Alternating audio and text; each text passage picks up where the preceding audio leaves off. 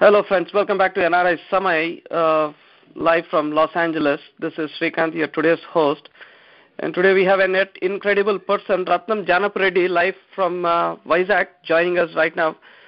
So this show will be aired in Telugu. So I hope you understand, friends. Ratnam Janapreddy is from Andhra Pradesh, from Vizag.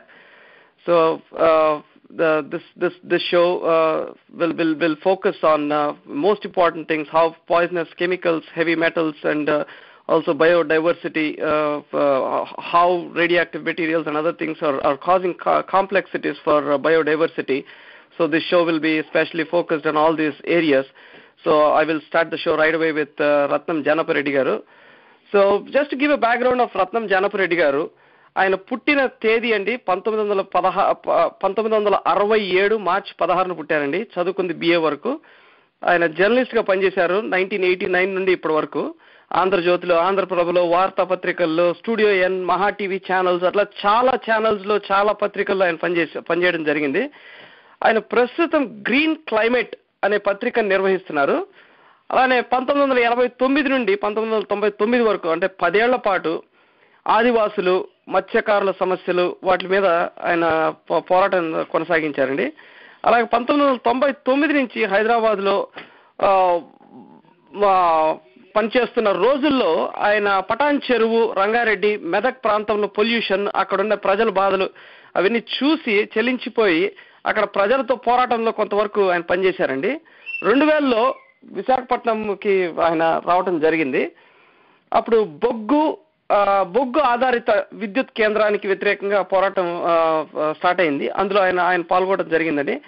తర్వాత ఫార్మాసిటీకి వ్యతిరేకంగా, సెజ్జులకు వ్యతిరేకంగా జరిగే పోరాటాల్లో పాల్గొనడం కూడా జరిగింది. 2006లో ఈ కోస్టల్ కారిడార్కు వ్యతిరేకంగా పోరాటం ప్రారంభించారు.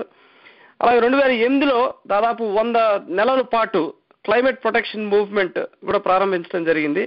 2010లో ప్రజల కేంద్రంగా అభివృద్ధి సాధన ఉద్యమం ప్రారంభించడం కూడా జరిగింది. అలానే ఈ నెల 19వ తారీఖున హౌస్ స్పారో ని ఎలా ప్రొటెక్ట్ చేసుకోవచ్చు, మన పిచ్చుక దాదాపు అంతరించిపోయే పరిస్థితి వచ్చింది, దాన్ని ఎలా ప్రొటెక్ట్ చేసుకోవాలనే దాని మీద ఈ 18న వాళ్ళు ఆ క్యాంపెయిన్ కూడా రత్నం జానపరెడ్డి గారు వాళ్ళ టీమ్ క్యాంపెయిన్ స్టార్ట్ చేయడం జరుగుతుంది.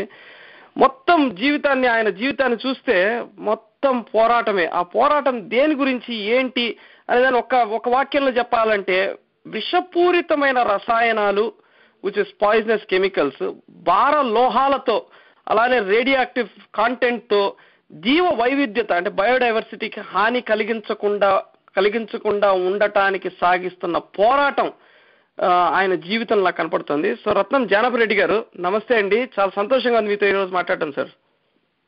నమస్తే సార్. చాలా సంతోషం, థ్యాంక్ యూ సార్. సార్, ఇది ఇప్పుడు ప్రస్తుతానికి చూస్తుంటే ఈ బీచ్ ఇసుక మైనింగ్, ఈ వాయువు అన్వేషణ, ఈ పారిశ్రామిక తీరు, అంటే ఈ కోస్టల్ కారిడార్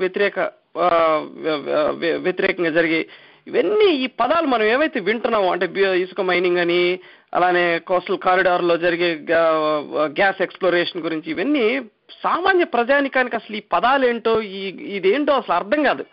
మీరు వాళ్ళందరికీ ఈ పదాలు,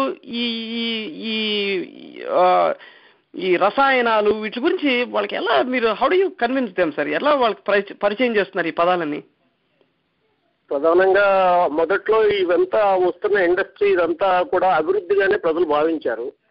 మేము కూడా ఇండస్ట్రీ వస్తే ఉద్యోగాలు వస్తాయి, ప్రజలందరికీ హాయిగా ఉంటారు అన్నదే ఆలోచన చేశాము. కానీ మేము 1999లో హైదరాబాద్లో రంగారెడ్డి, పటాన్ చెరువు, మెదక్ ప్రాంతంలో ఆ విషతుల్య రసాయన పరిశ్రమల వల్ల వస్తున్న నష్టం ఏంటి అన్నది చూసిన తర్వాత, దానికి వ్యతిరేకంగా జరుగుతున్న పోరాటం, ఆ ప్రజలు పడుతున్న బాధలు చూసిన తర్వాత దానిలో మనం భాగస్వాములు అవ్వడం అవసరం అన్నది భావించి అందులో భాగస్వాములు అయ్యా. అంటే ఇవేవి కూడా ఈ కెమికల్ టెర్మినాలజీ చాలా వరకు ప్రజలకు అర్థం కానిదిగా ఉంటుంది. కానీ అవి ఒక్కసారిగా వచ్చి గోపాల్నాడు దుర్ఘటన జరిగితే ప్రజల్లో భయం వస్తుంది తప్ప మిగతా అంశాల్లో రావడం లేదు. కానీ ఇది స్లో పాయిజన్లో పనిచేస్తుంది. స్లో పాయిజన్లో పనిచేయడం వల్ల మొత్తం ఇబ్బంది అనేది వస్తుంది. ప్రధానంగా ఇక్కడ ఏదైతే ఇండియన్ ఇండస్ట్రియల్ కోస్టల్ కారిడార్ ఏర్పాటు చేస్తున్నారో, దీంట్లో ప్రపంచవ్యాప్తంగా చాలా ప్రాంతాల్లో ప్రజలు వ్యతిరేకిస్తున్న, ప్రజలు మూయించి వేసిన, ప్రభుత్వాలే నిషేధించిన, ప్రభుత్వాలే మూయించేసిన పరిశ్రమలన్నీ ఇక్కడ పెడుతున్నారు.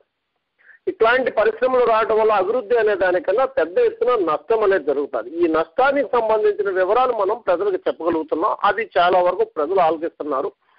ప్రజలు ఇదివరకటి పరిస్థితి కాదు. ఈ రోజు వచ్చే పరిశ్రమ దాని కాలుష్యాలు కొన్ని చోట్ల చవి చూసిన తర్వాత దానికి సంబంధించిన ఫొటోస్ కొంతవరకు ఈ డాక్యుమెంటరీ ఫిల్మ్స్ వచ్చిన తర్వాత దీన్ని వ్యతిరేకించకపోతే తమకు బతుకు లేదు అన్నది గుర్తిస్తున్నారు. ఆ విధంగానే ప్రజలు వ్యతిరేకిస్తున్నారు.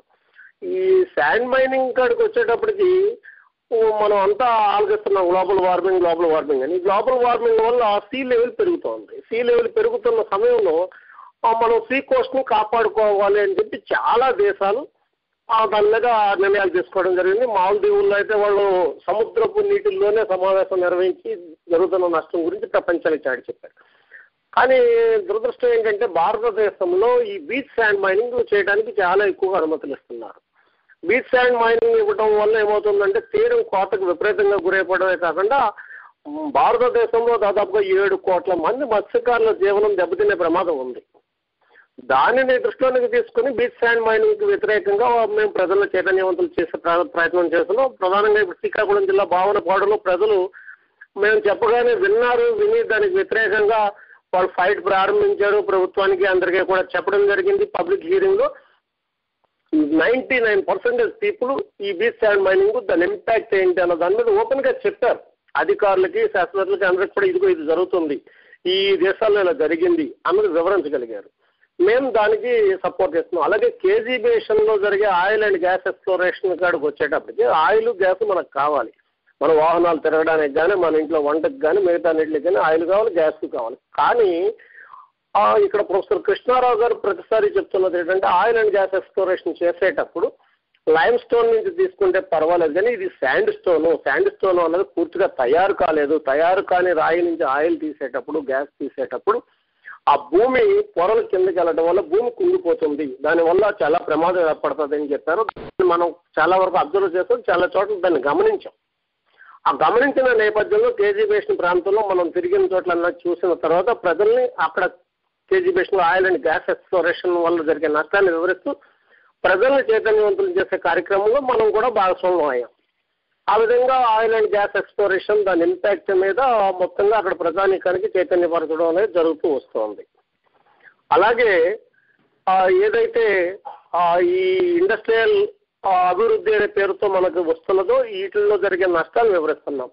అలాగే జపాన్లో ఫుకుషిమా, మనం తర్వాత చెర్నోబిల్ ఇవన్నీ చూసిన తర్వాత కూడా అణు విద్యుత్ కోసం వెంపర్లాడటాన్ని మేము వ్యతిరేకిస్తున్నాం. ఈరోజు కొవ్వాడ దగ్గర అణు విద్యుత్ కేంద్రం ఏర్పాటు చేస్తామంటే అక్కడ దానివల్ల జరిగే నష్టం ఏంటి అన్నది చాలా మంది శాస్త్రవేత్తల్ని, ఆయా రంగాల్లో పనిచేసిన నిష్ణాతుల్ని తీసుకొచ్చి ప్రజల ముందు పెట్టాం. వాళ్ళంతా కూడా ఈరోజు అణు విద్యుత్ కేంద్రాలు వద్దు అని ప్రజలు అక్కడ పెద్ద ఎత్తున ప్రతిఘటన పోరాటం ప్రారంభించారు. వాళ్ళకి అవసరమైన ఇన్పుట్ మెటీరియల్ మనం ఇవ్వగలుగుతున్నాం, అవసరమైన ఇన్ఫర్మేషన్ మనం ఇవ్వగలుగుతున్నాం. ప్రధానంగా ఏంటంటే జరిగే నష్టం విషయంలో ప్రజలకు సమాచారం పూర్తిగా వివరించగలిగితే ప్రజలు తమకు తామే చైతన్యవంతులై ఆ నష్టానికి వ్యతిరేకంగా ప్రతిఘటన ఉద్యమం చేయగలుగుతారు. అవును సార్, అది మాత్రం కరెక్ట్. ప్రజలకి వివరించే పరిస్థితి తీసుకొచ్చి అంటే వాళ్ళ భాషలో చెప్పగలిగితే తప్పకుండా వాళ్ళకి అర్థమవుతుంది. అంటే ఈ ఇసుక మైనింగ్, వాయు అన్వేషణ, పారిశ్రామిక తీరు కారిడార్లు, ఈ పదాలు ఇవన్నీ అంటే పర్యావరణవేత్తలు వీళ్ళు మాట్లాడే మాటలు కదా. కాబట్టి మీరు చెప్పే లాంగ్వేజ్ వాళ్ళకి అర్థమయ్యేటట్టుగా చెప్పగలిగితే వాళ్ళకి ఖచ్చితంగా అర్థమవుతుంది సార్. కానీ నాకు ఒక విషయం చెప్పండి జానపరెడ్డి గారు, మీరు చేసే ఈ పనులు కానీ, మీరు వెళ్ళే ఈ ప్రాంతాలు, ఈ ప్రదేశాలు, ఇవన్నీ చాలా చాలా ప్రాణానికి ముప్పు కదా. ఇది చాలా ముప్పుతో కూడుకున్న వ్యవహారాలు ఇవన్నీ. అసలు మీకేమన్నా ఈ ప్రమాదాలను చూసి కానీ వీటి గురించి వింటూ ఉంటే మీకు ఎలా అనిపిస్తుంది సార్? అసలు భయం వేయటం కానీ, అంటే థ్రెట్ ఏమైనా ఉందని అనిపిస్తుంటుంది. అలాగే మిమ్మల్ని మీరు ఎలా చైతన్యవంతులు చేసుకుంటున్నారు సార్? ఇన్ని విషయాలు మీరు ఇప్పుడు చెప్పిన ఒక 5 నిమిషాల్లోనే అసలు చాలా కాన్సెప్ట్స్ కవర్ చేశారు మీరు. ఇవన్నీ మామూలు చదువుకున్న వాళ్ళే వీటి గురించి పట్టించుకునే పరిస్థితులు లేవు ఈ రోజులు. సో మిమ్మల్ని మీరు ఎలా మోటివేట్ చేసుకుంటున్నారు జానపరెడ్డి గారు? మేము నా కళ్ళ ముందు చాలా ఇండస్ట్రియల్ పొల్యూషన్తో బాధపడుతున్న వాళ్ళని చూసాం.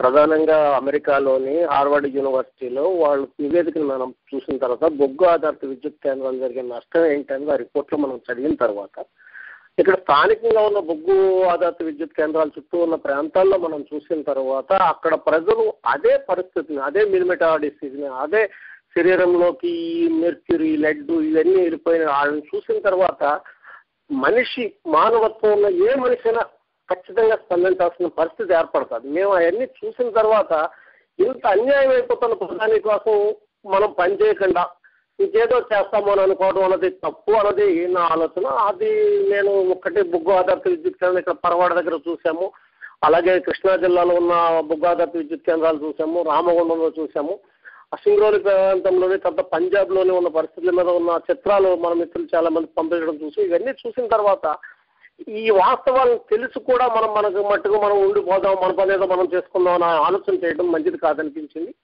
ఆ నేపథ్యంలోనే ఆ చిత్రాలన్నీ తీసుకొని ముందు ఏం చేశామంటే మన దేశంలో పెద్ద ఎత్తున విభిన్న అంశాల మీద క్యాంపెయిన్ చేస్తున్న యాక్టివిస్టులు అందరి దగ్గరికి పోవడం జరిగింది. మేధా పాట్కర్ దగ్గరికి, సందీప్ పాండే దగ్గరికి, సురేంద్ర గడేకర్ దగ్గరికి, బిడి శర్మ గారి దగ్గరికి, ఇట్లా చాలా మంది స్వామి అగ్నివేష్ దగ్గరికి ఇలా అందరి దగ్గరికి వెళ్ళాము. మనం వాళ్ళందరికీ చూపించాము, వాళ్ళందరితో ఈ విషయాలు చర్చించడం జరిగింది. అందరూ కూడా ఈ తరహా క్యాంపెయిన్ చేయాలనే ఆలోచన చేయడానికి రావడం జరిగింది. ఈ తరహా క్యాంపెయిన్కి వాళ్ళంతా మద్దతు ఇవ్వడం జరిగింది. అంతేకాకుండా ఇవన్నీ చేస్తున్నప్పుడు కొన్ని సమస్యలు, కొన్ని థ్రెట్స్ వస్తూనే ఉంటాయి, చూస్తూనే ఉంటాము. ప్రధానంగా విజయనగరంలో కొన్ని ఫెరో ఇండస్ట్రీస్ పొల్యూషన్ ప్రాంతం చూసేటప్పటికి ఆ డస్ట్ వల్ల నాకు కొంత స్కిన్ ఎలర్జీ రావడము, స్కిన్ అంతా నల్లగా మారడం, కొన్ని ప్రాంతం ఇబ్బంది అనేది ఏర్పడింది. ఇట్లాంటివన్నీ కూడా ఉంటాయి. కొన్ని ఇండస్ట్రియలిస్టులు కొంతమంది థ్రెట్ చేస్తూ ఉంటారు, ఇవన్నీ కూడా జరుగుతున్నాయి. కానీ అంతిమంగా ప్రజల పక్షాన మనం ఉండి పనిచేస్తే, ప్రజలు స్పందిస్తే అసలు భూమి మీద మనిషి అనేవాడు జీవించాలి కదా. మనిషి అనేవాడు జీవించకుండా ఈ అభివృద్ధి ఇవన్నీ కూడా ఎక్కడి నుంచి వస్తాయి?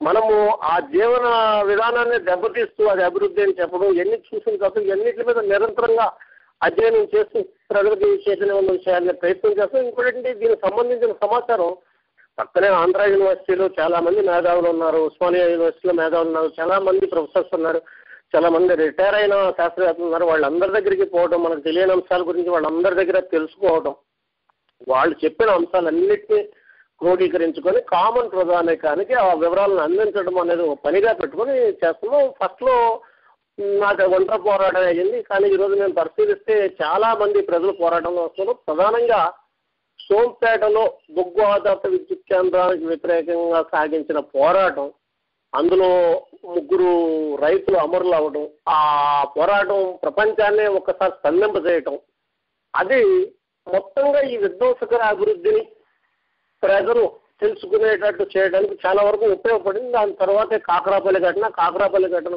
కూడా ప్రపంచాన్ని ఒక్కసారిగా కదిలించగలిగింది. ప్రపంచవ్యాప్తంగా బొగ్గు ఆధారిత విద్యుత్ కేంద్రాల జరిగే నష్టం ఏంటనే చర్చ మరోసారి పెద్ద ఎత్తున రావడానికి ఉపయోగపడింది. అలాగే చిత్తడి నేలల పరిరక్షణ ఎందుకు చేయాలి అనే అంశం కూడా ప్రజల ముందుకు వచ్చింది. ఇట్లాంటి అన్ని అంశాలకి సంబంధించి ప్రజల్ని చైతన్యవంతులు చేయాలి అంటే దానికి సంబంధించిన వివరాలు తెలుసుకొని చెప్పడం అనేది అవసరం. ఆ అవసరాన్ని గుర్తించే మేము మొదటి నుంచి ఇది చేస్తూ వచ్చాం. అయితే 3 ఏళ్లుగా ఏదైతే పర్యావరణం గురించి మనం మాట్లాడుతున్నామో ఆ మాటలు ఈరోజు రాజకీయ నాయకులు కూడా మాట్లాడే పరిస్థితి వచ్చింది. సోంపేటలో పవర్ ప్లాంట్కి వ్యతిరేకంగా వాళ్ళు పోరాటం చేసే వరకు మనం చెప్పే విధ్వంసకర అభివృద్ధి అనే మాట, మనం చెప్పే విషతుల్య రసాయనాలు, భారలోహాలు, ఈ రేడియో యాక్టివ్ మెటీరియల్ ప్రభావం వల్ల జరుగుతున్న నష్టం గురించి అసెంబ్లీలో ఎప్పుడు చర్చించలా, శాసన మండలిలో ఎప్పుడు చర్చించలా. కానీ సోంపేట రైతులు, మత్స్యకారులు పోరాటం చేసి అక్కడ పోరాటం జరిగి 3 అమరులైన తరువాత అసెంబ్లీలోని, పార్లమెంట్లోని, శాసన మండలిలోని ప్రతి చోట చర్చ రాగలిగింది. ఆ చర్చకి అవసరమైన సమాచారాన్ని మనం మొదటి నుంచి అందించగలిగాము. దానికి తోడు ఇక్కడ మన విశాఖలోనే రిటైర్డ్ ఐఏఎస్ అధికారి శర్మ గారు కానీ, అక్కడ ప్రొఫెసర్ కె బాబురావు గారు హైదరాబాద్లో కానీ, మన బుర్ర రాములు గారు, బాలగోపాల్, ఇలా ఎందరో ఈ సమాచారాన్ని మొత్తంగా సేకరించి ఈ సమాచారం మీద పూర్తిగా అధ్యయనం చేస్తూ నిరంతరంగా ప్రజలకి అందించే ప్రయత్నం వాళ్ళు కూడా సాగించింది. ఇవన్నీ కూడా ఈరోజు ప్రజల్లో ఒక చైతన్యం తేడానికి ఉపయోగపడింది. ఆ చైతన్యానికి సంబంధించిన సమాచారాన్ని మనం నిరంతరంగా ప్రజల ముందు పంపించే ప్రయత్నం చేస్తున్నాం. అందులో భాగంగానే ఈరోజు ఒక ప్రచార మాధ్యమం ద్వారా ఒక సమాచారాన్ని ప్రజల్లో తీసుకెళ్ళాలి అనే ఆలోచనతో మనం గ్రీన్ క్లైమేట్ అనే పత్రిక కూడా పెట్టి దాని ద్వారా ప్రజలకి తెలుగులోని సమాచారాన్ని అందిస్తున్నాం. తెలుగులో వాళ్ళకి అర్థమయ్యే భాషలో అవును, ఆ పత్రిక గురించి కూడా చూస్తున్నాను అనమాట నేను. గ్రీన్ క్లైమేట్ పత్రిక గురించి కూడా, దాని గురించి కూడా మాట్లాడదాం అనుకుంటున్నాను సార్. సార్ మీరు ఇప్పుడు ప్రజల్ని చైతన్యవంతం చేస్తున్నాం అని చెప్తున్నారు మీరు. సార్ ఇప్పుడు మనకి నేటి బాలలే రేపటి పౌరులు అని అంటున్నారు. పొద్దున ఇప్పుడు ఒక జనరేషన్ చాలా దారుణమైన ఈ వికృత రాజకీయంలో ఇరుక్కుపోయి వాళ్ళకి ఈ పర్యావరణం అంటే ఏంటి, ప్రకృతిని ఎలా కాపాడుకోవాలా, మనకి కాన్స్టిట్యూషనల్ నేచర్కి సంబంధించి ఏమి మన రాజ్యాంగంలో రాసుకోలేదు. మనం కొన్ని కంట్రీస్ లో నేచర్ కాన్స్టిట్యూషన్ ఇంబైబ్ చేసుకుంటారు, నేచర్ ప్రొటెక్షన్ అనే దాని గురించి. మన రాజ్యాంగంలో దాని గురించి అంత ప్రత్యేకంగా ఇంతవరకు డీల్ చేసిన వ్యవహారం కూడా ఏం లేదు. ఈ చిన్న పిల్లలతో మమేకం అవటము, ఈ కళాశాల గ్రాడ్యుయేట్లు వీళ్ళందరికీ ఈ అవేర్నెస్ తీసుకురావటం, ఆ రకమైన అంటే పర్యావరణం ప్రకృతి రక్షణ గురించి ఎలా సురక్షితంగా ఉండొచ్చు, ఏం చేయొచ్చు, ఈ రకమైన చర్చ మీరు చిన్నపిల్లలతో ఈ కాలేజ్ స్టూడెంట్స్తో చేస్తూ ఉంటారా సార్? మేము ఆల్రెడీ ఇక్కడ విశాఖ జిల్లాలో ఒక 3,000 మంది స్టూడెంట్స్ కి గ్రీన్ అంబాసిడర్స్ అనే దీని మీద ట్రైనింగ్ ఇవ్వడం జరిగింది. అది అందులో దాదాపుగా 300 మంది పిల్లలు పర్యావరణం పరిరక్షించడం అనే అంశం మీద బాగా చైతన్యవంతులు అవడమే కాకుండా ఇక్కడ టీవీ కార్యక్రమాల్లో, రేడియో కార్యక్రమాల్లో కూడా వాళ్ళు ఏం చేస్తున్నామో అన్నది వివరించడం జరిగింది. ఆ పిల్లలు చాలా చోట్ల చాలా క్యాంపెయిన్ కూడా చేస్తున్నారు. అదే మేము ప్రస్తుతం ఏంటి అంటే కాలేజ్ స్టూడెంట్స్కి వీళ్ళకి కూడా ఇప్పుడు మన పత్రికను అందించడము, కొన్ని అంశాల మీద పాంప్లెట్లు ఇచ్చేయడము, అలాగే ఆ ఎర్త్ డే, ఓజోన్ డే ఇట్లాంటి డేస్ స్టూడెంట్స్ చేత అబ్జర్వ్ చేయించడం, వాళ్ళ చేత కార్యక్రమాలు నిర్వహించేటట్టు చేయడం అనేది ఇంతవరకు చేశాము.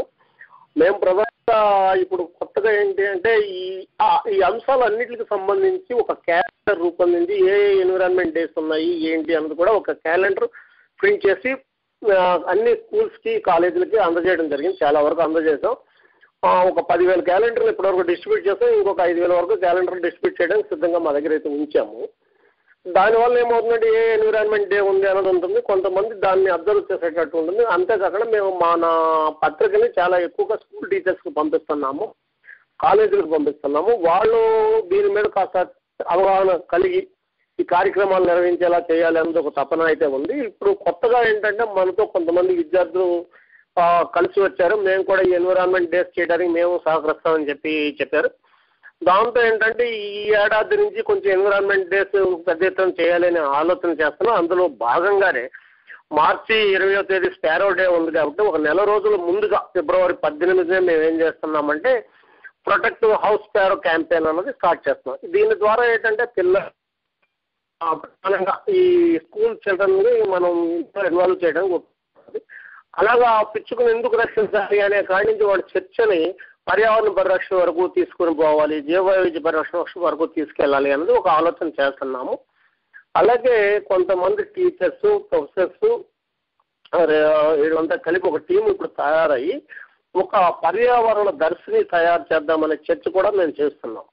ఇప్పుడు ఈ పర్యావరణ దర్శిని అంటే కరదీపిక లేక ఎన్విరాన్మెంటల్ హ్యాండ్ బుక్ అవి పేరు ఏదేమైనప్పటికీ ఇది ఏంటంటే ఇది తయారు చేయటం, దీనివల్ల కామన్ పబ్లిక్కి, కామన్ పర్సన్ దీన్ని చూడగానే ఇదిగో పర్యావరణం వల్ల జరిగే నష్టం ఏంటి, లాభం ఏంటి, పర్యావరణాన్ని మనం ఎందుకు పరిరక్షించుకోవాలి అనేది తెలియజెప్పే విధంగా తయారు చేస్తే దాన్ని అన్ని రాజకీయ పార్టీలు, అన్ని ప్రజా సంఘాలు, అన్ని విద్యా సంస్థలకి దాన్ని పంపించే ఏర్పాటు కూడా చేద్దామని ఆలోచన చేస్తున్నాం. అయితే ప్రింట్ చేయడానికి చాలా ఖర్చుతో కూడుకున్న వ్యవహారం కాబట్టి మనం దీనినేమో ఒక బ్లాగ్లో పెట్టడమో ఏదో చేసి ముందు చేద్దాము. ప్రింటింగ్ ఎవరైనా సహకరించే దాతలు ముందుకు వస్తే అప్పుడు దాన్ని ప్రింట్ చేసి ఖచ్చితంగా ప్రజల ముందు పెట్టాలి అనే ఆలోచన చేస్తున్నాం. ఎందుకంటే మీరు ఇప్పుడు ఈ గ్రీన్ పత్రిక గురించి ఇందాక మీరు మెన్షన్ చేశారు, గ్రీన్ క్లైమేట్ అనే పత్రిక గురించి మీరు ఇందాక మెన్షన్ చేశారు, రైట్? అంటే ఇది ప్రజలకు ఒక అవగాహన సృష్టించడానికి, అలాగే చిన్నపిల్లలకు కానీ స్కూల్ విద్యార్థులకు కానీ, అంటే చిన్నప్పుడే ఈ బీజాలు నాటితే వాళ్ళకి అర్థమవుతుంది పర్యావరణం, ఈ ప్రకృతిని ఎలా కాపాడుకోవాలి వీటి గురించి. సో ఇది ఒక అవగాహన సృష్టించడానికి భావిస్తున్నాను డెఫినెట్గా దాని గురించి అని. సో ఇప్పుడు మీరు ఆర్థికంగా అలానే శాశ్వతంగా ఈ పత్రికని మీరు నడపాలంటే మీరు ఎలా, హౌ డు యూ థింక్ మీరు ఎలా సస్టైన్ అవ్వగలుగుతారని అనుకుంటున్నారు సార్? మనకి ఇది ఖచ్చితంగా చాలా కష్టంతో కూడుకున్నదండి. గడిచిన 3 నెలలుగా ఆర్థికపరమైన సమస్య చాలా ఎక్కువ ఉంది. ఈ డిసెంబరు, జనవరి, ఫిబ్రవరి వచ్చేటప్పటికి ఈ ఫెస్టివల్ డేస్ కావడంతో ప్రధానంగా ఆంధ్రాలో ఏంటంటే అందరూ సంక్రాంతి అనే దానికి పెట్టుబడి వేసి ఖర్చు చేస్తారు. దానివల్ల పత్రికకి ఆర్థిక సహాయం చేసే వాళ్ళు ఎవరు గడిచిన 3 నెలలుగా ముందుకు రావడం లేదు. అది కొంత ఇబ్బంది ఉంది. అదేంటంటే ఈ ఇబ్బంది ఉన్నప్పటికీ కొంతమంది ప్రొఫెసర్స్, టీచర్స్, లెక్చరర్స్ వీళ్ళంతా కూడా మేము ఉన్నాము, మీరేం వెనకాడు వేయద్దు, ఈ పత్రిక అవసరం అని చెప్పడం వల్ల కొంత మనం ప్రింట్ చేయించగలుగుతున్నాం. కానీ శాశ్వతమైన ఆర్థిక సమస్య పరిష్కారం అనేది మనకైతే కనబడటం లేదు. ఏంటంటే దాతృత్వం ఉన్నవాళ్ళు కూడా విభిన్న అంశాలకి సహకరిస్తున్నారు, కానీ పర్యావరణపరమైన అంశ విషయానికి వచ్చేటప్పటికి వాళ్ళు అంత ప్రాధాన్యత ఇవ్వడం లేదు చాలా వరకు. ఇప్పుడు ప్రతి ఒక్కరూ, ప్రతి తండ్రి, ప్రతి తల్లి ఆలోచించేది ఏంటంటే తమ పిల్లలకి ఎన్ని కోట్ల రూపాయలు కూడబెట్టామో అనే ఆలోచన చేస్తున్నారు. కానీ మన పిల్లలు పీల్చడానికి ఆరోగ్యమైన గాలి, ఆరోగ్యమైన నీరు, ఆరోగ్యమైన ఆహారము, ఆరోగ్యకరమైన వసతి ఏర్పాటు చేయాలనే థింకింగ్ ఎవరు చేయడం లేదు. అద్భుతంగా చెప్పారు. అది ఆలోచన చేసే వరకు మనం ఈ ఆర్థికపరమైన కష్టాలు అనుభవించాల్సిన పరిస్థితి ఉంటుంది. ప్రధానంగా మనం పీల్చే గాలిలో 2 శ్వాసల్లో కానీ ఆక్సిజన్ లేకపోతే మనం చచ్చిపోతాం. ఎన్ని లక్షల కోట్ల రూపాయల ఆస్తిపరుడైనా పీల్చే గాలిలో 2 శ్వాసల్లో ఆక్సిజన్ లేకపోతే చచ్చిపోతాం అన్న అంశాన్ని గుర్తించకపోవడం అనేది వల్ల కొంత పర్యావరణ జరుగుతుంది. అంతేకాకుండా మన శరీరం అంతా దాదాపు 70% నీరు ఉంటుంది. 1% నీరు తగ్గితే నాలుగు పెట్టుకట్టుకుపోద్ది. అయితే 5-6% నీరు తగ్గితే వాంతులు, విరోధనాలు స్టార్ట్ అవుతాయి. 10% నీరు తగ్గితే మనిషి చచ్చిపోవడం జరుగుతుంది. అలాగే మనం తిండి లేకపోతే ఒక్క రోజుకే నీరసిస్తాం. అదే ఒక 15 రోజులు తిండి లేకపోతే చనిపోతాం. ఈ 3 ప్రాధాన్యత క్రమాల్లో మనం ఫస్ట్ చూడాలి. అవి ప్రతి తండ్రి, ప్రతి తల్లి ఆలోచన చేయాలి. అవి ఆలోచన చేయడం లేదు ప్రతి ఒక్కరు. 100 కోట్ల రూపాయల ఆస్తులు సంపాదించిన వాళ్ళు కూడా ఈ గాలి పీల్చుతారు, ఈ నీరే తాగుతారు. ఆ గాలి, నీరు నాశనం చేస్తూ నువ్వు సంపాదించిన 100 కోట్లు ఎవరికి ఉపయోగపడతాయి? అది ఆలోచన చేయటం లేదు. ప్రతి వ్యక్తి ఈరోజు చాలా మంది భిన్న రకాలమైన అనారోగ్య సమస్యలు ఫేస్ చేసి దానికి ప్రధానమైన కారణం ఏంటి? మనం పంటలకు ఉపయోగిస్తున్న రసాయన ఎరువులు, రసాయన క్రిమి సంహారకాలు. ఆ ఫెర్టిలైజర్స్, పెస్టిసైడ్స్ నువ్వు ఆపేసి సేంద్రియ ఎరువులతో పంటలు పండించే విధానాన్ని సాగిస్తే ఈ సమస్య రాదు. ఇవన్నీ ఆలోచన చేయకుండా పూర్తిగా కన్జ్యూమరిజానికి అలవాటు పడిపోతూ ఆ కన్జ్యూమరిజాన్ని పెంపొందించుకుంటూ ఈ మొత్తం నాశనము అన్నది చేసుకుంటున్నారు. ఈ నాశనం వల్ల జరిగేది ఏంటి అంటే మన తర్వాత తరాలు జీవించడం ఎట్లా అనే ప్రశ్న అనేది మనకు ముందు కనిపిస్తుంది. అది మనం ఆలోచన చేయాల్సిన అవసరం ఉంది. అయితే ఈ ఆర్థికపరమైన సమస్యల విషయంలో కూడా ఏంటంటే ఇట్లాంటి పర్యావరణ పరంగా పనిచేస్తున్న వారు ఎవరు నిబద్ధతతో, నిజాయితీతో పనిచేస్తున్నారో అన్నది చూసి వాళ్ళకి కొంతమంది దాతృత్వంతో ఆర్థిక సాయం చేస్తే ఈ పర్యావరణ ఉద్యమాలు అయితే విజయవంతం అవుతాయి. మాకు ఏంటి అంటే ఇట్లా ఎంతమంది సహకరిస్తారనే ఆలోచనతో మనం ప్రతి ఒక్కరి దగ్గరికి వెళ్ళి జరుగుతున్న నష్టాన్ని వివరిస్తున్నాము. స్పందించే వాళ్ళు సహకరిస్తూ ఉన్నారు. ఇంకా ఎక్కువ మంది సహకరిస్తే ఇంకా ఎక్కువగా క్యాంపెయిన్ చేయగలుగుతామన్నది మనం భావిస్తున్నాం. కరెక్ట్. సో ఫ్రెండ్స్, నేను ఇప్పుడు రత్నం జానప రెడ్డి గారు వైజాగ్ నుంచి ఆయనతో కన్వర్సేషన్లో ఉన్నానండి. ఆయన జీవితం మొత్తం విషపూరితమైన రసాయనాలకి వ్యతిరేకంగా, అలాగే భార లోహాలతో, రేడియో యాక్టివ్ మెటీరియల్తో జీవ వైవిధ్యత ఎలా హాని కలుగుతుంది దాని మీద ఆయన పోరాటం సాగిస్తున్నారు. సో ఆయనతో ఇప్పుడు కాన్వర్సేషన్లో ఉన్నాను. రత్నం జానపరెడ్డి గారు, ఇప్పుడు మీరు ఈ గ్రీన్ క్లైమేట్ అండ్ పత్రికలు చాలా చాలా వెరీ రెలవెంట్. ఇప్పుడు ఉండే పరిస్థితుల్లో చాలా రెలవెంట్. అంటే ఒక జనరేషన్ ముందు, మా తల్లిదండ్రుల జనరేషన్ టైంలో పర్వాలేదు, ఇంక అప్పటికప్పుడు కోలుకుంటుంది. ఇప్పుడు ఈ ఎల్పిజి తర్వాత లిబరలైజేషన్, ప్రైవేటైజేషన్, గ్లోబలైజేషన్ వచ్చాక విస్తృతంగా ఈ ప్రైవేట్ పార్టీలకి, వాళ్ళకి, వీళ్ళకి సెజ్లని, అలానే భూములు కేటాయించడం, మైనింగ్లని, శాండ్ మైనింగ్లని, ఇట్లా అంటే విస్తృత స్థాయిలో ఇది ఇండివిజువల్స్కి ఇచ్చేయడం జరిగింది. దాంతో చాలా ఘోరమైన పరిస్థితి ఏర్పడింది పర్యావరణం కూడా. సో ఇప్పుడు ఎవరన్నా మీకు, అంటే మీరు అడుగుతున్నారు కదా దాతలు సాయం చేయాలని చెప్పి, ఎవరన్నా సాయం చేయాలన్నా, ఏమైనా చేయాలన్నా ఎలా మీకు రీచ్ అవుట్ అవ్వాలా? మీ ఆర్గనైజేషన్తో వాళ్ళు how they can reach out to you, how they can support you, how they can donate to you? కొద్దిగా చెప్పగలిగితే బాగుంటుంది సార్. మేము ఒకటేంటంటే అందరు దాతల దగ్గర నుంచి కూడా డబ్బులు తీసుకోవటం లేదండి. ఎందుకంటే పొల్యూటర్స్ చాలా మంది కార్పొరేట్ సోషల్ రెస్పాన్సిబిలిటీ అని చెప్పేసి వాళ్ళు సాయం చేయడానికి ముందుకు వస్తున్నారు. అవి మేము పూర్తిగా తీసుకోవడం లేదు. రసాయన పరిశ్రమలు, ఈ హెవీ మెటల్స్ విడుదల చేసే పరిశ్రమలు, తర్వాత ఈ కెమికల్ ఇండస్ట్రీస్, ఇట్లాంటి వాళ్ళు చాలా మంది సాయం చేయడానికి వస్తున్నారు. మేమైతే తీసుకోవడం లేదండి. మేమైతే కొంతమంది ఇండివిజువల్స్ సాయం చేయడానికి వస్తున్న వాళ్ళకి తీసుకుంటున్నాము. కొద్దిమంది డాక్టర్లు కానీ, లాయర్లు కానీ, తర్వాత ప్రొఫెసర్స్ కానీ ఇట్లాంటి వాళ్ళు కొద్దిమంది ముందుకు వచ్చి చేస్తున్నారు. అట్లా మా వరకు ఏంటంటే మేము పత్రిక వరకు బ్యాంక్ అకౌంట్ ఉంది, పత్రిక వరకు ఆ అకౌంట్ పరంగానే మేము చేస్తున్నాము. మిగతా ఉద్యమాల కాడికి వచ్చేటప్పటికి ఏమవుతుందంటే లోకల్ కంట్రిబ్యూషన్స్తో మేము చేస్తున్నాము. ఇప్పుడు లోకల్ కంట్రిబ్యూషన్స్ కూడా ఎవరికి వారుగా వచ్చి ఒకరు కరపత్రం ప్రింట్ చేస్తే, ఒకరు పోస్టర్ ప్రింట్ చేస్తే, ఒకరు మనం తిరగడానికి అవసరమైన రవాణా సౌకర్యాలు ఏర్పాటు చేయడం, కొంతమంది ఏంటంటే మనకి ఏ ప్రాంతంలో అవసరమైతే ఆయా ప్రాంతాల్లో భోజనం సౌకర్యం కల్పించడం, మీటింగ్లు పెడితే మీటింగ్ అయిపోతే వాళ్ళుగా ఏర్పాటు చేసేటట్టే చేస్తున్నాం మనం. మనము పూర్తిగా దాఖల నుంచి పెద్ద ఎత్తున డబ్బులు తీసుకొచ్చి చేసే పని అయితే ఇంతవరకు ఇప్పుడు చేయలేదు. మేము హైదరాబాద్లో వర్క్షాపులు నిర్వహిస్తే హైదరాబాద్లో కొద్దిమంది మిత్రులు అక్కడ అవసరమైన మీటింగ్ హాల్ బుక్ చేయడం, అక్కడ అవసరమైన రూములు బుక్ చేయడం, మా మిత్రులు వెళ్ళే వాళ్ళకి వచ్చే వాళ్ళకి అవసరమైన ట్రావెల్ సౌకర్యం వాళ్ళే టికెట్లు తీసుకోవడం ఇట్లాంటివి చేశారు. మనం ఏంటంటే మనకి మన వెబ్సైట్ ఈ మధ్య ఆర్థిక సమస్యతో అది పనిచేయడం లేదండి. అది మ్యాక్సిమం 2-3 నెలల్లో మే నెల నాటిగా మళ్ళీ అది పనిచేస్తుంది అని మేము అనుకుంటున్నాము. ఓకే, సో ఇప్పుడు ఫ్రెండ్స్ మీరు రత్నం జానపరెడ్డి గారిని రత్నం జానపరెడ్డి గారిని రీచ్ అవుట్ అవ్వాలంటే బెస్ట్ ఏంటంటే ఫేస్బుక్ లో రత్నం జానపరెడ్డి RATNAM జానపరెడ్డి JANAPUREDDY. మీరు if you can grab for that, you can reach out to Ratnam Janapareddy గారు. It's worth your time. ఆయన యాడ్ చేసుకొని ఫేస్బుక్ లో ఫ్రెండ్ యాడ్ చేసుకొని ఆయన పెట్టే పోస్టులు చదివితే it will be very useful. That's the best. ఆయన కనెక్ట్ రీచ్ అవుట్ అవ్వడానికి that's one good way to reach out Ratnam Janapareddy గారు. సో జానపరెడ్డి గారు, నేను ఇంకొక ప్రశ్న అడుగుతున్నాను ఏంటంటే, ఈ ప్రజలతో మమేకమై మీరు చాలా పోరాటాలు చేశారు ఇప్పటిదాకా. వాళ్ళ స్పందన లేనిదే ఇలాంటి పెద్ద ఇవి జనాలకు అర్థమయ్యే వ్యవహారాలు కూడా కావు ఇవన్నీ. సో ప్రజా స్పందన, ప్రజా మద్దతు ఎలా ఉంది సార్? వాళ్ళకి అర్థమవుతుందా ఏంటి అసలు? వాళ్ళ రెస్పాన్స్ గురించి కొద్దిగా చెప్పండి సార్. ప్రజలకి అర్థమవుతుందండి. పూర్వం ప్రజలకు పర్యావరణం అంటే ఏంటో తెలిసేది కాదు, కానీ ఈ మధ్య కాలంలో దీని తాలూకు ప్రభావం మీద అని అర్థం చేసుకుంటున్నారు, బాగానే రెస్పాండ్ అవుతున్నారండి. ఇదివరకు అయితే పర్యావరణం అంటే ఏందోలే, వీళ్ళు ఇండస్ట్రియల్కి వ్యతిరేకం, వీళ్ళ అభివృద్ధికి వ్యతిరేకం అనే విమర్శ ఉండేది. ఇప్పుడు ఆ విమర్శ చాలా వరకు తగ్గింది. అభివృద్ధి నమూనాయే తప్పు అన్న ఆలోచన ప్రజలు పూర్తిగా చేస్తున్నారని మేము భావిస్తున్నాము.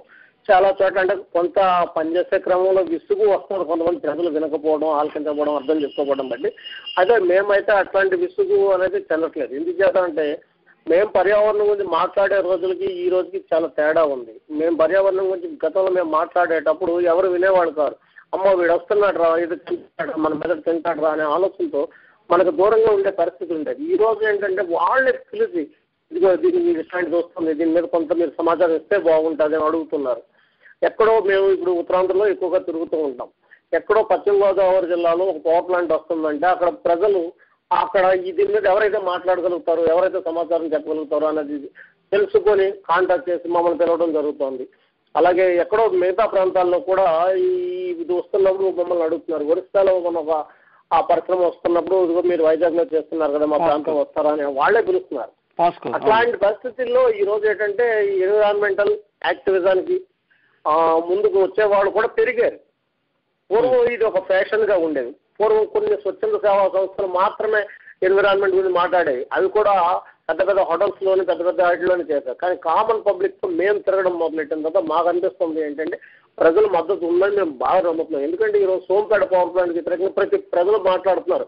సోంపేట పోతే ఏ శాస్త్రవేత్త అవసరం లేదు, కామన్ పబ్లిక్ పర్యావరణం గురించి చాలా చక్కగా వివరిస్తున్నారు, వెట్లాండ్స్ గురించి వివరిస్తున్నారు. కాకరాపల్లిలో జరుగుతుంది, కొవ్వాడలో అణు విద్యుత్ గురించి ప్రజలు వివరిస్తున్నారు, అదిగో దీనివల్ల జరిగే నష్టం ఇది అని.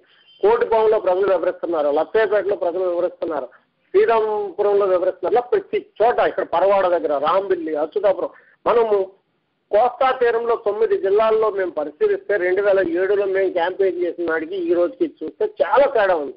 2007లో మేము క్యాంపెయిన్ చేసినప్పుడు 20 మంది మేము వెళ్తే 20 మంది ఉండేవాళ్ళం. గోడకు పోస్టర్ అందించుకున్నా, కరపత్రం ఇంటింటికి ఇచ్చిన ఎవరు పట్టించుకునే వాళ్ళు కారు. ఈ రోజు మాత్రం అది లేదు. పర్యావరణం మీద కరపత్రం ఇస్తామంటే చాలా ముందుకు వచ్చి తీసుకుని చదువుతున్నారు. పర్యావరణం మీద మేము తయారు చేసిన పాటలు చాలా చోట్ల పాడుతున్నారు. పర్యావరణం మీద చాలా ప్రజల్లో చైతన్యం వచ్చింది. ఇంకా రావాలి. ఇంకా రావడానికి అవసరమైన ఇన్పుట్ మెటీరియల్ మనం ఇవ్వగలగాలి. మనము చేతనైనంత చేయగలిగిన నాడే వాళ్ళలో ఇంకా చైతన్యం వస్తుందని మనం భావిస్తున్నాం. దీనికి చాలా మంది పర్యావరణ ఉద్యమకారులు తయారవ్వాల్సిన అవసరం కూడా ఉంది ఈరోజు. అవుట్పుట్ ఏంటి జానపరెడ్డి గారు? ఇప్పుడు ఏమైపోయిందంటే, ఇప్పుడు పరిస్థితి చూస్తే ఇంతకు ముందు గవర్నమెంట్ వ్యతిరేకంగా పోరాడాల్సిన పరిస్థితి వచ్చేది. ఇప్పుడేమో ఈ ప్రైవేట్ సంస్థలు ఇవన్నీ, అలానే ప్రైవేట్ సంస్థల్లో విదేశీ భాగస్వామ్యం మనం కొత్తగా చూసేది. అది అసలు ప్రైవేట్ తో సహా విదేశీ భాగస్వామ్య విధానాన్ని కూడా అవలంబించుకుంటున్నారు. సో మీ ఉద్యమాల ప్రభావం ఎలా ఉంది సార్? ఏం ఆపగలిగారు ఇప్పటిదాకా ఇట్లాంటివి జరుగుతున్న మారుతున్న పరిస్థితుల్లో? ఇవన్నీ ఇప్పుడు ఒరిస్సా గురించి వివరించారు, అక్కడ పాస్కో అని చెప్పి జిందాల్ వాళ్ళు సస్యశ్యామలమైన పొలాల్ని పంట భూముల్ని తీసేసుకునే పరిస్థితి ఇప్పుడు. సో మీ ఉద్యమాల వల్ల కలిగిన ఇంపాక్ట్ ఏంటి సార్? ఏం ఆపగలిగారు? ఎంతవరకు మనం దీన్ని తగ్గించగలిగామని చెప్పగలుగుతారు కొద్దిగా? ఈరోజు పోస్కో ఇంతవరకు రెసిస్ట్ చేశారు. ఈ భవిష్యత్తులో కూడా పోస్కోకు వ్యతిరేకంగా అక్కడ ఆవేశాకు ఆ ప్రజలు పోరాటం అన్నది సాగిస్తారు. ఎట్టి పరిస్థితుల్లో ఆగేది కాదు. ఇంకోటి ఏంటంటే, ఈ రోజు అభివృద్ధి నమూనా పూర్తిగా ఎలా మారింది అంటే, బహుళ జాతి సంస్థల చేతుల్లో ఈ ప్రభుత్వం మొత్తంగా కీలుబొమ్మగా మారిపోయింది. బహుళ జాతి సంస్థల పెత్తనమే సాగుతుంది. పూర్వం ఏంటంటే సామ్రాజ్యవాద కాంక్ష ఏదో ఉండేది. ఇప్పుడు అది కాదు. పూర్తిగా ఏంటంటే, ప్రతి దేశాన్ని మనం పరిశీలిస్తే ఆ దేశంలో ఎవరైతే పాలకులుగా ఉన్నారో, ఎవరైతే పాలకపక్ష పార్టీలు ఉన్నాయో అన్నిటినీ కూడా తమ గుత్తాధిపత్యం కింద తెచ్చుకుంటున్నాయి బహుళ జాతి సంస్థలు. బహుళ జాతి సంస్థలు చెప్పిందే వేదంగా భావించే పరిస్థితి వచ్చింది. ఈరోజు ప్రజల ఓట్లతో అధికారంలోకి వచ్చిన వాళ్ళు ప్రజల పక్షాన కాకుండా బహుళ జాతి సంస్థల పక్షాన ఉండడం అనేది చాలా బాధాకరమైన పరిస్థితి. అయితే ఈ విషయంలో ప్రజలు కూడా చైతన్యవంతులు అవ్వాల్సిన అవసరం ఉంది.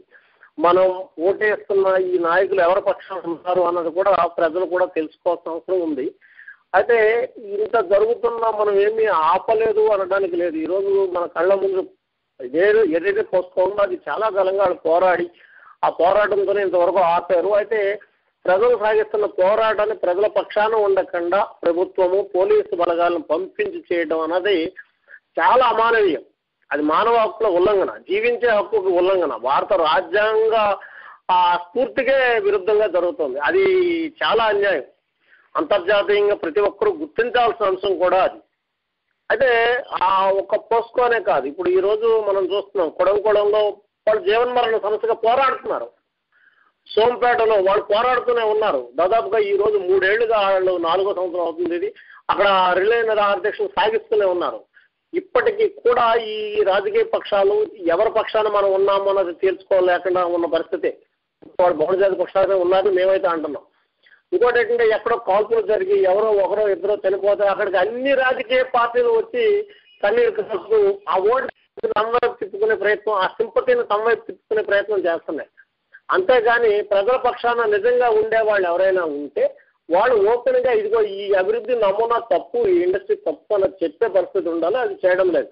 మేధా పాట్కర్ భోపాల్లో జరిగిన ఎన్జేపీఎం సమావేశంలో కోల్ బేస్డ్ పవర్ ప్లాంట్స్ మేము వ్యతిరేకిస్తున్నాం, న్యూక్లియర్ పవర్ ప్లాంట్స్ మేము వ్యతిరేకిస్తున్నాం, పెద్ద పెద్ద జలాశయాలు నిర్మించి ఈ విద్యుత్ ఏదైతే చేపడుతున్నామో దాన్ని మేము వ్యతిరేకిస్తున్నాం, ఆ గాలి సూర్యరశ్మి వీటి ఆధారంగా విద్యుత్ చేస్తే మేము దాన్ని స్వాగతిస్తున్నాం అని ఒక నిర్ణయం తీసుకుని ప్రకటించారు. ఆ తరహా ప్రకటన ఈ రోజు వరకు ఏ రాజకీయ చేయలేదు, వేరే ప్రజాసంఘం ఏది చేయలేదు. దీనివల్ల జరిగే నష్టం ఏంటనేది గుర్తించడం లేదు. అది చాలా అన్యాయం. అయితే ఈ పోరాటాలు సాగుతూనే ఉంటాయి, ఆగవు. ఎందుకోసము అంటే ఈ పర్యావరణ పరిరక్షణ కోసం గుర్తించిన వాళ్ళంతా ప్రజల పక్షాన నుండి పోరాడుతూనే ఉంటారు. అయితే ఆగటం లేదు అంటే ప్రభుత్వం తన దమనకాండను ఆపుకోవాలి, ప్రభుత్వం తన విధానాన్ని మార్చుకోవాలి. ఏదైతే పర్యావరణ పరిరక్షణ పాలసీ ఉందో, ఏదైతే పర్యావరణ పరిరక్షణ చట్టాలు ఉన్నాయో వాటిని ప్రభుత్వం ఉల్లంఘించుకోవాలన్నది మా వాదన. ఇప్పుడు సార్ ఈ గవర్నమెంట్ లో కూడా ఈ కొత్త విధానపరమైన నిర్ణయాలు వస్తుంటాయి. అది ఎవరికి తెలియదు. సామాన్య ప్రజానికానికి కానీ రాజకీయ వర్గాల్లో కానీ చైతన్యవంతులైన ప్రజల్లో కూడా చాలా వరకు తెలియదు అనమాట. ఇప్పుడు అదే పర్యావరణకు సంబంధించినవి, అలానే ప్రకృతికి సంబంధించిన నిర్ణయాలు, అలాగే ఏ భూములు ఎవరికి ఇచ్చేశారు చాలా వరకు తెలియవు. సో మీ మీ మీ మీ పోరాటాలు, మీ ప్రయత్నాలు ఇప్పుడు మీరు కొద్దిగా వివరిస్తే బాగుంటుంది. అంటే కొత్తగా ఇప్పుడు ఈ రీసెంట్ గా 2012లో కానీ 2013లో కానీ ఇలాంటి ఈ విధాన నిర్ణయాలు ఏవైతే ప్రజలకు వ్యతిరేకంగా ఉన్నాయి, ప్రజా జీవనాన్ని అతలాకుతలం చేసే విధానాలు ఏవైతే ఉన్నాయి, కొన్ని ఏమైనా వివరించగలుగుతారు సార్? ఇప్పుడు మనకి సంబంధించి ఒక చట్టం వస్తుంది. ఆ చట్టం పూర్తిగా ప్రజలకు విరుద్ధంగానే ఉంది. దాని మీద మనము ఇక్కడ 4-5 మీటింగ్లు అయితే పెట్టగలిగాం. ఇట్లాంటి వాటిని చెప్పేటప్పుడు మనకి సమస్య ఏమవుతుంది అంటే ఆర్థిక పరమైన సమస్య చాలా ఎక్కువగా ఉంటుంది. మీటింగ్లు పెట్టడం, మీటింగ్లకు సంబంధించిన కరపత్రం వేయడం, ఇవన్నీ కొంత ఇబ్బంది అనేది ఉండడం వల్ల కొంత చేయలేకపోతున్నాం.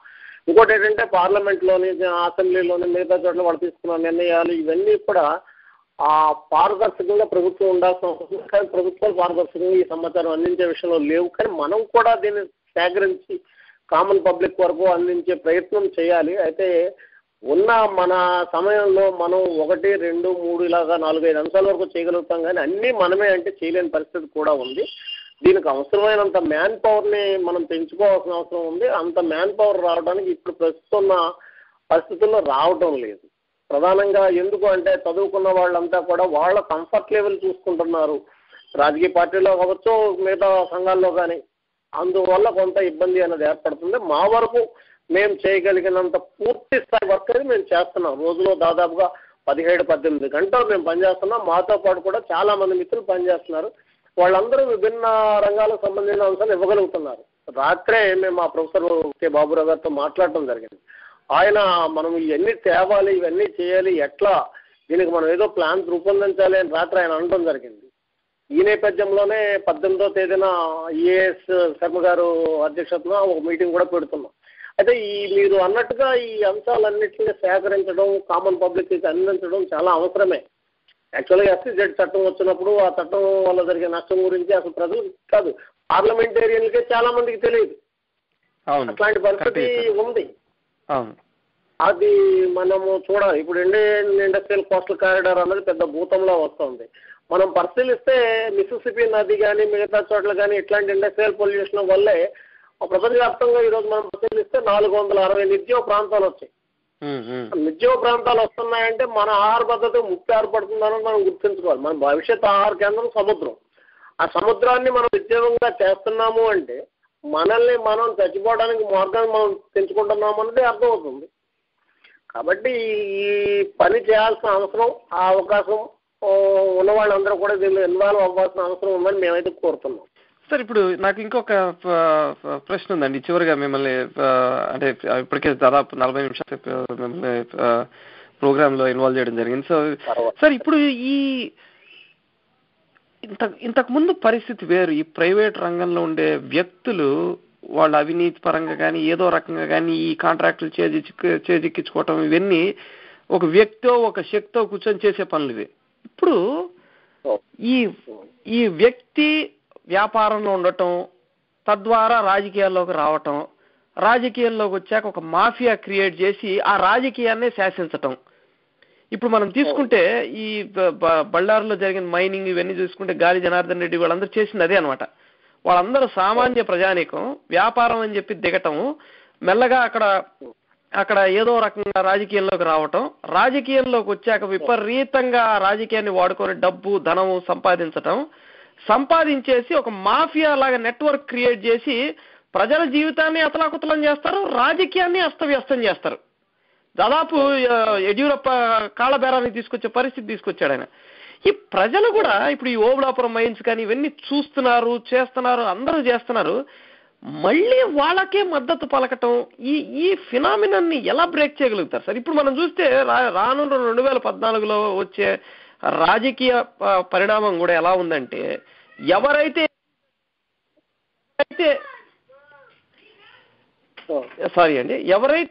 ఈ SEZలు అని చెప్పి చేస్తున్నారో వాళ్ళకే మళ్ళీ మద్దతు పలికే పరిస్థితి ఉంది. సో ఇది ఏంటి సార్ ఈ పరిస్థితి ప్రజలకు అర్థమవుతుందా? ఇప్పుడు ప్రధానంగా ఒక పెద్ద సమస్య ఏంటంటే దొంగతనాన్ని లీగలైజ్ చేసినట్టుగా అవినీతిని లీగలైజ్ చేశారు, దోపిడీని లీగలైజ్ చేశారు. ఆడు చిన్న దొంగ, వీడు పెద్ద దొంగ, ఎవడో ఒక దొంగకే ఓటు వేయాలి కదా అనే పరిస్థితిని కల్పించారు. ఇది ఒక పెద్ద సమస్య. ఇంకోటి ఏంటంటే మనకి పూర్వం విద్యార్థి ఉద్యమాలు ఉండేవి. విద్యార్థి ఉద్యమాలు ఏంటంటే ఒక పొలిటీషియన్ తయారు చేసే కర్మాగారంగా ఉండేది. విద్యార్థి ఉద్యమాల్లో ఏంటంటే వాళ్ళు ఒక నీతివంతమైన పోరాటం సాగిస్తూ విద్యార్థి సమస్యలే కాకుండా రాజకీయ సమస్యల మీద కూడా మనం విద్యార్థి ఉద్యమాలు తీసుకుంటే పనిచేసినప్పుడు కనిపించేవి. అవి 1900 తరువాత కాలంలో మనం విద్యార్థి ఉద్యమాలు లేకపోవడం వల్ల సరి అయిన నాయకులు తయారవడం లేదు అన్నది ఒకటి తీరుగా కనిపిస్తున్న ఫినామినా. రెండోది ఏంటి అంటే ఇప్పుడు మనకు వస్తున్న చాలా మందిని మనం పరిశీలిస్తే గద్దెరెక్కుతున్న వాళ్ళలో చాలా మందిని ఏదో 1, 2, 3 ఇండస్ట్రీస్ తీసుకొచ్చి ఎన్నికల్లో కూర్చోబెట్టి వాళ్ళకి అయ్యే ఎన్నికల ఖర్చు అంతా ఆ ఇండస్ట్రీ వాళ్ళు భరించి తర్వాత వాళ్ళని అధికారంలో తెచ్చే ప్రయత్నం కూడా జరుగుతుంది. దాంతో ఏమవుతుంది, ఏ ఇండస్ట్రీ తరఫున వస్తున్నారో వాళ్ళు ఆ ఇండస్ట్రీకి అవసరమైన ఆ పనులు చేసుకోవడానికి వాళ్ళు అసెంబ్లీకి కానీ పార్లమెంట్ కానీ పోయి చూసుకునే ప్రయత్నం అనేది చాలా పెద్ద ఎత్తున కనిపిస్తుంది. పారిశ్రామికవేత్తలు వాళ్ళు ఏం చేస్తే అక్కడ కూర్చోవడం వల్ల జరిగే నష్టం అది పెద్ద ఎత్తున కనిపిస్తుంది మనకి. ఇంకోటి ఏంటంటే వచ్చే ఎన్నికలలో పరిస్థితి మనం చూస్తే చాలా భయంకరమైన పరిస్థితి ఉంది. ఈ మనకి ఉన్న పూర్తి స్థాయిలో నోటు రాజకీయానికి వ్యతిరేకంగా ప్రజలు చైతన్యవంతులు చేసే వ్యవస్థ అయితే లేదు. దానివల్ల ఏమవుతుందంటే వచ్చే ఎన్నికలలో గత ఎన్నికలకి మించి దాదాపు 5-6 రెట్లు ఖర్చు పెట్టేసన్నా అధికారంలో రావాలనే వాళ్ళు ఉన్నారు. ఈరోజు మనం ప్రజల పక్షాన నిలబడి పనిచేస్తున్న వాళ్ళు ఎవరు కూడా ఎన్నికల బరిలోకి వచ్చే పరిస్థితిలో లేరు. ఒకవేళ ఎన్నికల బరిలోకి వచ్చినా అమ్ముడు పోయే వాళ్ళని కొనేసి అధికారంలోకి వచ్చే తరహాలోనే రాజకీయాలన్నీ ఉండటం వల్ల భవిష్యత్ అనేది చాలా ప్రశ్నార్థకంగా మారిపోయి ఉన్నది. ఈరోజు మీరు ఇందాక అన్నట్టుగానే విదేశీ పట్టుబడులతో వచ్చే ఎన్నికల్లో పోటీ చేసే నాయకులు కూడా కనిపిస్తున్నారు మన కళ్ళ దగ్గర. వాళ్ళు వల్ల చాలా పెద్ద హాని జరుగుతుంది. అంటే విదేశీ వ్యక్తులు కాదు, విదేశీ పరిశ్రమలు ఇస్తున్న పెట్టుబడులతో పోటీ చేయడానికి కూడా కొంతమంది తయారవుతుంది. ఇది చాలా ఇబ్బందికరమైన వాతావరణం. వాస్తవానికి గత ఎన్నికలలో కూడా గెలుపుతారు అనే ప్రధానమైన 2-3 వ్యక్తులకి కూడా కొన్ని పరిశ్రమలు ఫండ్ ఇవ్వడం జరిగింది. ఎవరు తెలిసినా తమవాడై ఉండాలి అని. అట్లాంటివి పెరిగిపోతున్నాయి. అది ఒక గాలి జనార్దన్ రెడ్డి అనే కాదు, గాలి జనార్దన్ రెడ్డి దొరికాడు కాబట్టి మనం కళ్ళ ముందు కనిపిస్తున్నాడు.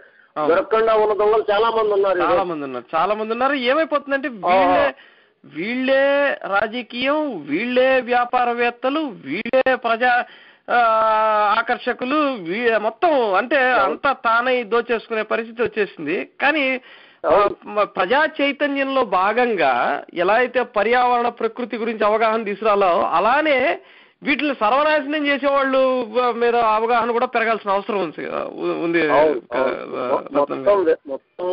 మొత్తంగా విధ్వంసకర అభివృద్ధి, ఆ అభివృద్ధి నమూనా పెంచుతున్న పాలకవర్గం మీద ప్రజల ముందుకి తీసుకెళ్లాల్సిన అవసరం ఉంది. ఆ తరహా అంటే కల్చరల్ వింగ్స్ డెవలప్ అవ్వాలి. ఆ రచయితలు ఎక్కువగా దీని తరహాలు కదా మోసాన్ని వివరించే పాటలు రాయాలి. ఆ పాటలు పాడే గాయకులు కావాలి. ఆ తరహా ఆ సాంస్కృతిక ఉద్యమం అన్నది ప్రారంభం కాకపోతే మనము ఎన్ని చెప్పినా రానున్న తరానికి కష్టం వస్తుంది. ఆ కష్టం రాకుండా ఉండాలంటే రచయితలు మేధావులు ముందు స్పందించాల్సిన అవసరం ఉంది. రచయితల మేధావులు స్పందించి ప్రజల పక్షాన అవసరమైనంత సాంస్కృతిక ఉద్యమాన్ని ముందుకు తీసుకెళ్ళడానికి ప్రయత్నం అనేది చేయాలి. ఖచ్చితంగా చేయాలి. అలాగే ఎన్ఆర్ఐల తరఫు నుంచి కూడా ఇదే మా రేడియో ఛానల్ తరఫున కూడా మా అప్పీల్ అదే సార్. రత్నం జానపరెడ్డి గారు చాలా చాలా సంతోషం.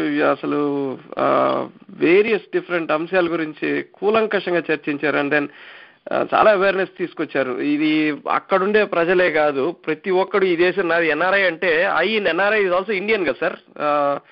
ఎన్ఆర్ఐ అంటే నాన్ రెసిడెంట్ ఇండియన్ అనే అన్నారు, ఇంకేం అనలేదు కదా. So you're still an Indian. So definite గా ప్రతి ఒక్కళ్ళు స్పందించి ఈ ఉద్యమంలో భాగస్వాములు అవ్వటం. అలానే ఉద్యమం అంటే ఎందుకు ఉద్యమం అంటే రానున్న తరాలకి, ఇప్పుడు కన్నాము ఇప్పుడు అయిపోయిందని కాదు కదా, రానున్న తరాలను కూడా నిలబెట్టాల్సిన పరిస్థితి ఉంది. అలానే ప్రకృతిని, పర్యావరణాన్ని పరిరక్షించుకోవాల్సిన బాధ్యత అందరి మీద ఉంది. రత్నం జానపరెడ్డి గారు చాలా సంతోషం. Thank you very much for coming to our NRI సమయ షో సార్.